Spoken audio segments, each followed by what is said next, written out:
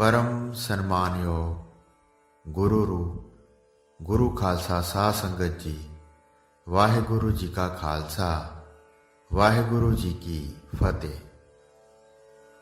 हर रोह नामी एक बहुत वड्डा राजा होया है जो परमेश्वर की भगती विच सदा ही लीन रहिंदा सी, सदा ही नामदान ते आए गए सिख साध दी सेवा प्रीति करदा हुंदा सी ते सदा ही कथा वार्ता सुनदा हुंदा सी।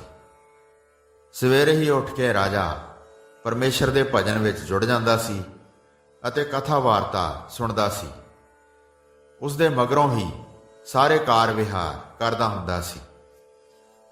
एक दिन राजे दे पास कोई होर पुरख जरूरी गल्लां कर रहा सी तां राजे दे पास पंडित जी आए। क्योंकि राजा उस पुरख नाल गल्लां कर रहा सी, इसलिए राजे ने उस पंडित वाल ध्यान न दिता। कुछ क समां ठहर के पंडित जी ने अपना मान ना हुंदा देख के, क्योंकि राजे ने उसनूं बुलाया नहीं सी, अपने घर नूं बड़े गुस्से नाल वापस मुड़ आए। जदों राजा उस पुरख नालों गल्लां करनों हट गया तां उसने विचारिया कि जो अज पंडित जी आए सन, पर मैं उस वक्त दूसरे पुरख नाल गल्ली लगा होया सी, इस करके खफा होके चले गए हैं। उसने झटपट बहुत सारे आदमी उसदे सदन वास्ते बुलाए। अपने वजीर दीवान उसनों राजी खुशी करके लियाउण वास्ते भेजे, पर उन्हां दे आखण करके पंडित जी का क्रोध मठा ना होया। फिर राजे ने नगर विच ढूंढी पिटवाई कि कोई पुरख पंडित जी का क्रोध दूर कर सकता है तां वो सामने आवे। जेकर कोई करेगा तां उसनों इनाम देवांगे। इस खबर नूं एक भंगी ने भी सुनिया अते वह राजे दे पास आके कहण लगा कि हे राजा जी, तुसीं मेरे ताईं आग्या करो, मैं उसनों आप दी सेवा विच मना के लैके आउंदा हां। राजा उसकी गल सुन के बड़ा हैरान परेशान होया कि यह चूड़ा उस पंडित नूं जिसनों कि असीं वजीर भेज के भी सद्या पर नहीं आया, किस तरह नाल लियावेगा।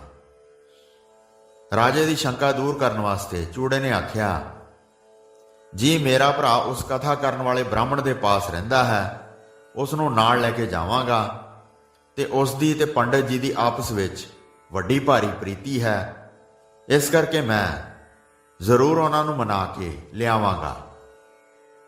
राजे ने उस भंगी की गल सुन के कहा, तू जा, जिस तरह नाल हो सके उस पंडित नूं सद के लिया। इस गल नूं सुन के भंगी तुर गया ते उस पंडित दे बूहे अगे जाके खड़ो गया अते पंडित जी नूं कहण लगा कि महाराज दीनानाथ पंडित जी, किरपा करके मेरे भरा नूं बाहर मेरे मिलण वास्ते भेज दिओ। मैं दो गल्लां उस नाल करनियां हन, फिर हुणे ही मुड़ जावेगा ते तुहानूं राजा जी ने बुलाया है, तुसीं उन्हां पास चलो। जदों पंडित ने चूड़े की यह गल सुनी तां लालो लाल हो के वड्डे भारे गुस्से नाल आखण लगा कि हे मूर्खा, तैनूं शर्म नहीं आउंदी? तू चूड़ा होण करके मेरे पास अपने भरा दा वसेबा दसदा है। जा चला जा, कोई होर सुनेगा तो मेरी निंदा करेगा ते जानणगे जो सचमुच इस पंडित दा यार चूड़ा ही होवेगा। देखो हनेर दी गल है कि असीं तां चूड़े दे परछावें पासों भी दूर दूर रहिंदे हां, सगों खोते आदक दे नाल लगण करके इशनान करके कपड़े वटा के शुद्धि का संस्कार करते हाँ, ते तू आखदा है कि मेरा भरा तुहाडे पास है। सो असीं तेरे भरा नूं किस तरह नाल अंदर वाड़ लेंदे होवांगे। जा चला जा। उसकी गल सुन के भंगी ने कहा कि हे महाराज पंडित जी, तुसीं गुस्से किस करके हो रहे हो? मैं तो सच ही आख रहा हाँ कि मेरा भाई आप दे पास है, या फिर तुसीं जो शास्त्रां की कथा वार्ता करते हो सो ओह कूड़ बोलते हो। दोहां गल्लां विचों एक गल तां जरूर झूठी होवेगी। मैं मन्निया कि जो आप कहते हो सब सच आखदे हो, पर तुसीं ही फैसला करो खां कि वेद शास्त्र झूठे हैं कि तुसीं झूठे हो। पंडित ने उस भंगी की गल सुन के आख्या, हे मूर्ख, कदे वेद शास्त्र भी झूठे होए हैं ते कदे असां पंडितां ने भी झूठ कहा है। ਸੋ ਨਾ ਹੀ ਅਸੀਂ ਝੂਠ ਬੋਲਣ ਵਾਲੇ ਹਾਂ, ਨਾ ਹੀ ਸ਼ਾਸਤਰ ਝੂਠੇ ਹਨ। ਕੇਵਲ ਤੂੰ ਹੀ ਝੂਠਾ ਬਕਵਾਸ ਕਰ ਰਿਹਾ ਹੈ। ਜਾ ਚਲਾ ਜਾ, ਤੇਰਾ ਇੱਥੇ ਰਹਿਣਾ ਭਲਾ ਨਹੀਂ। ਪੰਡਤ ਦੀ ਗੱਲ ਸੁਣ ਕੇ ਭੰਗੀ ਨੇ ਆਖਿਆ ਕਿ ਮੇਰੀ ਬੇਨਤੀ ਹੈ ਕਿ ਇੱਕ ਵਾਰੀ ਮੈਂ ਝਾੜੂ ਦਿੰਦਾ ਦਿੰਦਾ ਤੁਹਾਡੀ ਕੰਧ ਨਾਲ ਖੜੋਤਾ ਹੋਇਆ ਸੀ ਤੇ ਤੁਸੀਂ ਅੰਦਰ ਕਥਾ ਕਰਦੇ ਸੀ ਕਿ ਹੇ ਭਾਈ ਸੱਜਣੋ, ਇਹ ਕ੍ਰੋਧ ਬੁਰਾ ਚੰਡਾਲ ਦੇ ਵਾਂਗੂ ਅਪਵਿੱਤਰ ਭੈੜਾ ਹੋ ਜਾਂਦਾ ਹੈ ਤੇ ਫਿਰ ਨੀਵਾਂ ਤੇ ਉੱਚਾ ਸਥਾਨ ਵੀ ਇਹ ਨਹੀਂ ਦੇਖਦਾ।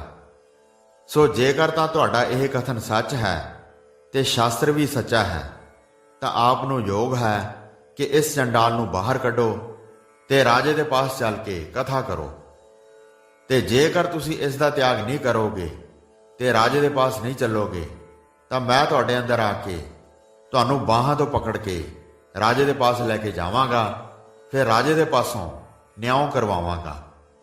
ਗੱਲ ਕਾਹਦੀ ਸੀ? ਇਸ ਤਰ੍ਹਾਂ ਦੀਆਂ ਗੱਲਾਂ ਉਸ ਭੰਗੀ ਕੋਲੋਂ ਸੁਣਨ ਕਰਕੇ ਪੰਡਤ ਹੋਰਾਂ ਨੇ ਜਾਣਿਆ ਕਿ ਇਹ ਚੂੜਾ ਜ਼ਰੂਰ ਮੈਨੂੰ ਲੈ ਕੇ ਜਾਵੇਗਾ, ਨਹੀਂ ਤਾਂ ਮੇਰੀ ਗਤੀ ਭਲੀ ਨਹੀਂ ਹੋਵੇਗੀ। ਇਸ ਕਰਕੇ ਉਸਨੇ ਕ੍ਰੋਧ ਨੂੰ ਤਿਆਗ ਕੇ ਰਾਜੇ ਦੇ ਆ ਕੇ ਦਰਸ਼ਨ ਕੀਤੇ ਤੇ ਆਪਣੀ ਕਥਾ ਸ਼ਾਸਤਰ ਵੀ ਕਰਨ ਲੱਗਾ। ਫਿਰ ਰਾਜੇ ਨੇ ਸਾਰੀ ਹੀ ਕਥਾ ਪੁੱਛੀ ਤਾਂ ਚੂੜੇ ਨੇ ਸਾਫ਼ ਕਹਿ ਕੇ ਰਾਜੇ ਨੂੰ ਸੁਣਾਈ। ਰਾਜੇ ਨੂੰ ਨਿਸ਼ਚਾ ਹੋ ਗਿਆ ਕਿ ਜ਼ਰੂਰ ਹੀ ਕ੍ਰੋਧ ਚੰਡਾਲ ਹੈ। ਰਾਜੇ ਵੱਲੋਂ ਚੂੜੇ ਨੂੰ ਇਨਾਮ ਦਿੱਤਾ ਗਿਆ ਤੇ ਉਸ ਨੂੰ ਵਿਦਿਆ ਕੀਤਾ।